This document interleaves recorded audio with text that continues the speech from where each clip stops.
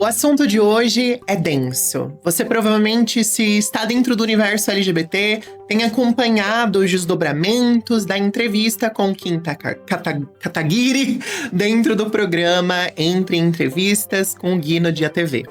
E eu quero comentar sobre essa situação que aconteceu dentro da Dia Studio, os desdobramentos desse processo, minha perspectiva sobre tudo isso e como eu considero o quão perigoso é esse tipo de atividade, principalmente quando vindo da nossa comunidade, da forma que foi conduzido, principalmente dentro do cenário no qual a gente vive agora, onde existe ativamente desdobramentos para intervenção na soberania e na democracia do Brasil.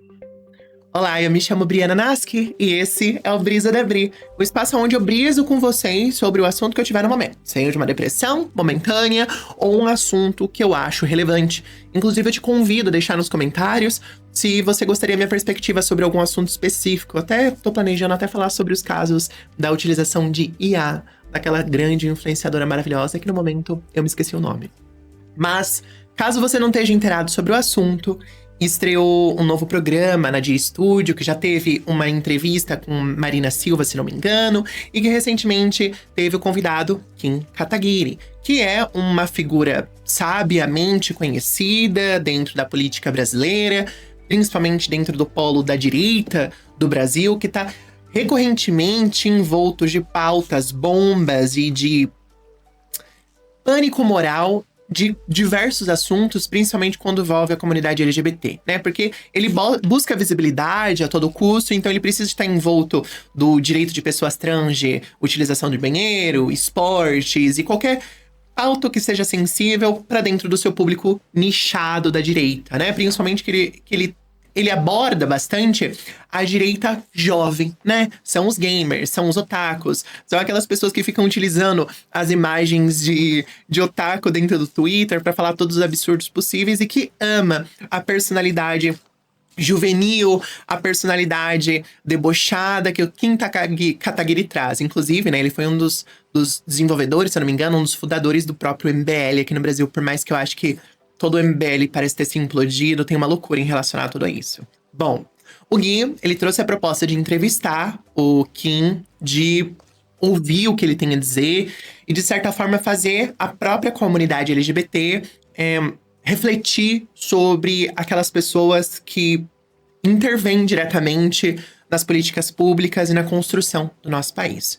Só que aí eu acho que traz uma grande problemática onde o Gui e a produção da Dia Studio fez talvez até com uma inocência, eu diria, eu não sei dizer, eu acho que pode ter sido muita inocência, porque o editorial específico, quando a gente fala sobre jornalismo político, gente, os jornalistas políticos mais experientes que tem no nosso país, muitas vezes ainda são envoltos e tomam sambas desses políticos, principalmente dessa nova onda de políticos da direita brasileira, que são muito bons no sentido de comunicação com o seu público-alvo. Eles sabem com quem eles estão conversando, eles sabem como conversar com esse público, e mais ainda, eles sabem como envolver aquelas pessoas que estão ouvindo eles para entregar a narrativa que ele deseja para as pessoas. E foi basicamente isso que a gente viu dentro do programa da Dia Studio, que é um programa progressista, é um programa de esquerda, é um canal que supostamente seja de esquerda, com as figuras que ampliam esse canal, né, como Diva Depressão, Jenny Priori e tantas outras figuras que também estão alinhadas com objetivos progressistas, com objetivos que sejam socialistas dentro da nossa sociedade. Então, utilizar aquele espaço onde essas pessoas também cederam os seus canais para estar ampliando a Dia Studio foi um grande tiro no pé para mim, sabe? Eu acho que o programa poderia ter sido um pouco mais pensado no sentido de preparar pessoas para fazer um fact-check em tudo que o Kim tá fazendo e trazer contrapontos do que ele traz, porque uma técnica que a direita tem é que o senso comum e o que eles pensam é muito mais importante do que dados concretos e reais. Então, eles podem achar o que eles quiserem e eles vão te entregar isso como verdade absoluta, mesmo que não seja embasado em nada real, ou seja uma interpretação errônea de um estudo ou de uma, sei lá, de uma opinião pseudo-especialista em algum assunto. Então, faltou essa estrutura pra dentro do programa do Gui. E o Gui, pô, super novo, um jornalista maravilhoso. Eu acho que essa proposta dele de trazer a política consciente pra nossa comunidade seja muito relevante. E eu não acho que eles deveriam parar de confrontar essas figuras, mas eles precisam de pensar exatamente como construir um programa onde eles possam fazer um confrontamento imediato e direta com todos os absurdos que é trazido por essas pessoas. E aí eu acho que entra o grande quê da questão, porque demanda uma experiência, demanda uma estrutura, demanda rapidez, demanda uma malícia que o Gui vai levar tempo pra poder construir. Pô, ele é super jovem, entende? Então, eu acho que se a própria Dia Estúdio realmente quiser abraçar essa ideia de trazer um programa que mostra o controverso, ou melhor, que combate o absurdo, porque eu acho que quando a gente fala sobre essas figuras políticas da direita brasileira, é o combate do absurdo, nem é apenas o controverso, é o absurdo, porque eles estão falando de cerceamento da existência de pessoas, eles estão falando da diminuição do acesso ao direito democrático de diversos grupos sociais, a ridicularização da violência, a menosprezação da violência que diversos setores da sociedade vivem. Então, é preciso uma pessoa que realmente consiga ter a segurança e o suporte para poder fazer esses contrapontos de forma direta. Eu acho que isso provavelmente vai acabar evitando com que muitas das figuras da direita consigam entrar, participar ou estar nesse programa. Mas quando, eventualmente, alguma figura da direita estiver disposta a ser entrevistada dentro do programa da Dia Studio, esse programa, essa conversa, essa entrevista realmente traga o confrontamento do absurdo, sabe? O interrompimento da distribuição daquilo que é absurdo. Mas ainda assim, eu acho que é muito. Tem que ser usado com cautela. Por isso que eu digo que precisa de muita estrutura da própria Dia Studio para realmente mover recursos necessários para ter uma equipe que consiga fazer uma checagem de fatos em tempo real durante a entrevista gravada, porque mesmo quando confrontados, o corte deles vai ainda favorecer eles dentro das suas bases. Porque quando a gente fala sobre a base política nacional, a política ela não é envolta do que é verdade, do que é sólido, do que é consolidado.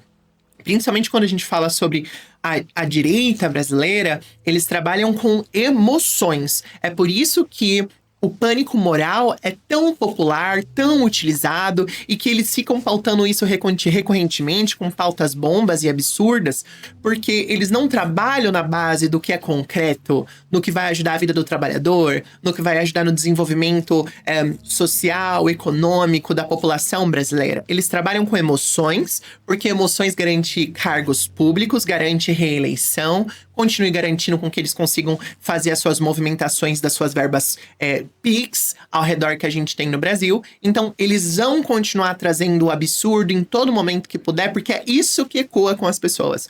As pessoas das bases do Kim Kataguiri, do Bolsonaro, eles não trabalham com o raciocínio lógico e objetivo. Eles trabalham com emoções. Eles trabalham com espíritos, com grandes monstros imaginários que dentro dos seus universos pessoais são concretizados através do que é compartilhado pelos seus políticos de estimação, como Jair Bolsonaro e assim por diante, né? Que recorrentemente tentam trazer o fantasma do comunismo, o fantasma da ditadura trans, da ditadura LGBT e assim por diante.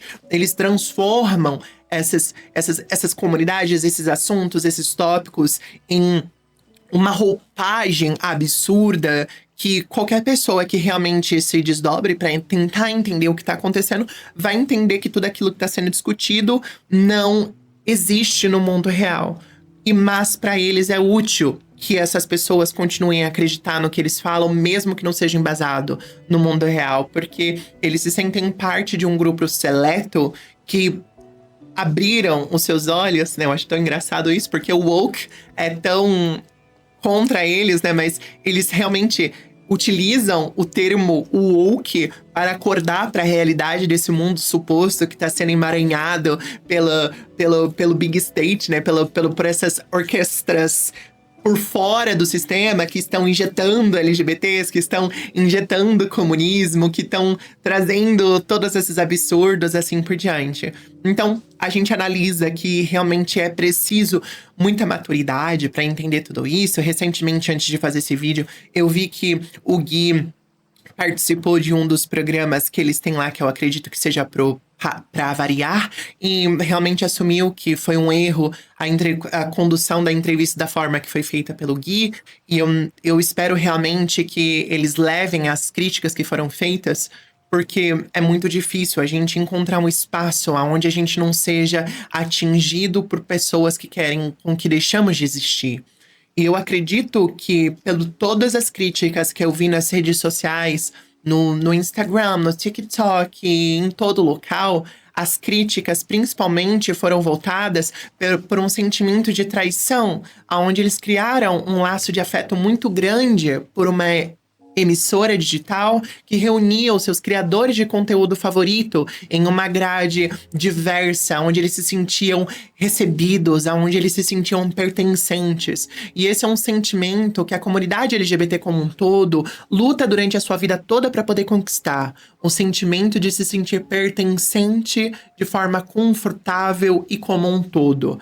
Porque, querendo ou não, dentro de uma sociedade onde é majoritariamente cisgênera heterossexual normativa, muitas vezes os corpos dissidentes são vistos como um outro. Nós somos vistos como a exceção, nós somos vistos como o estranho. E o nosso espaço, por muitas vezes que pode ser tolerado, não é abraçado, não é envolvido. Então, um espaço que supostamente abraçava toda a diversidade da comunidade, se tornou um espaço para abraçar o hostil, um espaço para permitir com que o absurdo seja dito sem um contraponto imediato, sem uma defesa imediata. E eu acho que isso pega muito mais do que o desejo, do que a proposta. Inclusive, eu vi pessoas criticando o Gui pelo desejo de continuar trazendo figuras de direita para o programa, para a Di Studio. E como eu disse, eu não acho que o programa seja trazer as figuras de direita para o programa, mas como essas figuras de direita serão tratadas dentro da entrevista, elas vão ter um espaço livre dentro da grade da Di Studio para falar o que quiser, sem um contraponto dos seus absurdos que são trazidos. Isso, para mim, eu vejo como grande X da questão. É a quebra de um espaço seguro de consumação e de existência e de presença de uma comunidade que já se encontra em uma sociedade que mostra-se cada vez mais intolerante, né? A gente, nesses últimos 10 anos, a gente tem visto um contraponto aos avanços sociais que a gente teve de 2010, a partir dos 2010, eu acho que 2010, 2012, 2014, começou a se desenvolver um grande pico do trabalho da diversidade dentro dessa sociedade, e a direita se organizou para criar uma onda contra, né? Algo que eu vejo no decorrer dessas minhas 3 décadas e vidas é que a gente vive grandes ondas. São ondas de uma sociedade que entende que a diversidade é importante, que o respeito é importante, e existe uma onda que vem contra, como um choque grande em relação a isso. E é difícil quando essa onda que vem contra, eles estão nas políticas, eles estão como donos dos meios de produção, eles estão controlando os mecanismos do capitalismo, e logo eles ganham bastante avanços, como a gente vê com a dificuldade, por exemplo, da própria Di Studio de conseguir patrocínios para o programa da Corrida das Blogueiras, que é um programa muito voltado pela diversidade, para essa parte da internet. A gente vê, por exemplo, também pesquisas que mostrou que a população se mostra mais intolerante, onde no passado 60% da população já se mostrou se sentindo bem em relação a homens gays, né, a diversidade. Hoje em dia a gente já tá em 40%. Isso a gente vê um avanço claro das redes sociais, do algoritmo, das políticas e dos políticos que acabam ampliando cada vez mais o absurdo. O absurdo viraliza, o absurdo é compartilhável, o absurdo é comentado, e é comentado pelas pessoas que concordam por aquilo. e é comentado pelas pessoas que não concordam com aquilo, que precisa, se vê na necessidade de fazer um contraponto absurdo, mas dentro da estrutura do algoritmo, o contraponto absurdo acaba alimentando a máquina que compartilha e amplia aquele discurso. E o objetivo final daquele político é conseguir atingir mais pessoas, ganhar novos votos e continuar mamando dentro do serviço público, que é isso que todos esses políticos da grande direita que gostam de barbarizar sobre políticas públicas de acesso a pessoas mais vulneráveis fazem com o nosso dinheirinho, né? Mamam, e acaba vendendo as suas ilusões ao tempo todo. Eu acho que a G-Studio tem uma oportunidade de fazer algo muito importante quando a gente fala sobre educação política da comunidade LGBT. Porque mesmo dentro da comunidade, a educação sobre política ainda é muito tênue. E eu entendo. Às vezes as pessoas evitam o consumo da política pelo estresse e também pela exaustão mental que causa você pensar sobre um cenário que foi desenvolvido e que é mantido por pessoas que não gostariam de te ver vivos. Mas somos nós, enquanto comunidade, utilizando o nosso voto, que talvez a gente consiga começar a mudar alguma coisa. A gente tem diversas pessoas maravilhosas, né? Eu vejo que até a Erika Hilton tem um projeto muito legal que se chama a House of Hilton, onde ela tá ampliando para outras figuras politicamente coerentes, alinhadas com o seu trabalho dentro da política brasileira, também consigam adquirir cargos públicos e estarem fazendo contraponto ao absurdo que a gente tem visto, né? Que a Erika Hilton e as suas equipes e os seus políticos alinhados têm feito um trabalho muito importante, né? Eu acho que eu diria que um dos maiores trabalhos que a gente pode ver, inclusive, é a luta que ela tem em relação ao fim do 6x1 no nosso país, e que eu espero que em algum momento a gente consiga concretizar isso, por mais que enfrentamos desafios, né, das pessoas que controlam a Casa Legislativa dentro do nosso país. Complexo, né, gente? É um assunto difícil, não é um assunto fácil, mas eu acho que quando a gente fala, a gente entende e a gente compreende os pontos. Por mais que seja um momento que esteja esse balança-caixão da internet, eu acho que isso talvez tenha dado um estalo pro Rafa, pra Dia TV e para todos que compõem a importância que esse canal tem ocupado dentro da mídia brasileira e principalmente para a comunidade LGBTQIA+, da diversidade, da progressista dentro do nosso país. Eles estão ocupando um espaço importante, eles estão ocupando o dia, as pessoas estão gastando o tempo do seu dia consumindo os seus conteúdos, e quem consome o patrão final do processo são as pessoas que estão lá assistindo. A partir do momento que nenhuma pessoa vai se conectar na G-Studio ou nas live streams, ou vai no teatro pagar para poder estar assistindo algum programa ou fazer alguma coisa do tipo, acaba de estúdio, acaba o Rafinha, acaba esses projetos desses programas, acaba nós que vivemos da audiência, das pessoas que assistem, das pessoas que apoiam, das pessoas que estão dando lá suporte. Então acho que é importante sim, todas as críticas, por mais que tenham pessoas que possam muito fortemente passar de certos limites que fazem sentido dentro da crítica desse processo, ainda assim, eu acho que vem de um espaço genuíno, de um sentimento genuíno, de eles encararem aquele absurdo de um espaço que se sentiam seguros e do sentimento de traição. A G-Studio pode fazer melhor, e eu acredito que eles vão fazer melhor. E eu realmente torço que o Gui consiga aprender, amadurecer e realmente ocupar um espaço dentro dessa política nacional enquanto jornalista que nós precisamos. Precisamos de pessoas que são dispostas a fazer esse serviço, porque é um serviço que consome as nossas almas. Discutir sobre política machuca. Eu mesma nunca me proparia a fazer um trabalho como o do Gui, porque eu... Cala a boca, Gui! Só fala merda, garoto! E batendo assim, porque é essa vontade que me dá mesmo. Então, eu gosto de acompanhar a política, porque eu sinto que eu sou uma pessoa integrante desse mundo e eu preciso de tentar pelo menos ter noção do que tá acontecendo nele, mas às vezes a alienação também salva, né? Mas compartilhe comigo seus pensamentos aqui embaixo. Eu espero que você tenha gostado desse episódio do Brisa da Bri, que a gente possa se encontrar num próximo vídeo, onde a gente vai brisar juntos sobre o que a gente imaginar. E claro, se você quiser colaborar com o meu trabalho, você pode ajudar através do apoiabri.com.